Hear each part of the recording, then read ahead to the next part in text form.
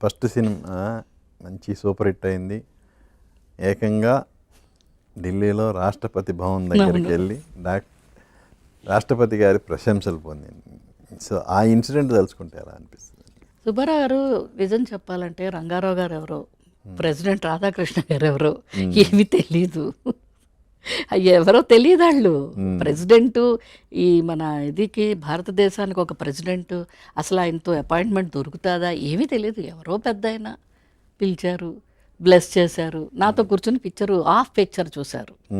ముందు రోజు సగం పిక్చర్ చూశారు. పెద్ద పిక్చర్ కదండి ఆ రోజుల్లో. ఆయన పెద్ద అయిన అప్పటికే ఆయన చూడలేకపోయారు. అంటే ఆయన ఏమన్నారంటే ఈ బాయ్ చాలా బాగా యాక్ట్ చేశాడు అన్నారంట. అప్పుడు ఏవిఎం గారు అబ్బాయి, పెద్ద అబ్బాయి మురుగన్ గారు ఉన్నారు పక్కన. సార్ బాయ్ కాదు సార్, గర్ల్ సార్, బేబీ. అవునా, ఐ కాంట్ బిలీవ్ అన్నారంట. అని ఆయన ఆ మాట అన్నందుకు ఢిల్లీ పిలిపించేశారు. నాన్నగారు నేను ఇద్దరం వెళ్ళడమే ఫ్లైట్ దిగి గాంధీ గారి సమాధి దగ్గరికి తీసుకెళ్ళి ఆయనకి దండం పెట్టించి అక్కడి నుంచి వెళ్ళి పొద్దున్నే రాష్ట్రపతి భవన్కి వెళ్ళి ఆ మిగతా సగం పిక్చర్ కూడా ఆయనతో చూసి ఆయన బ్లెస్ చేసి పంపించారు.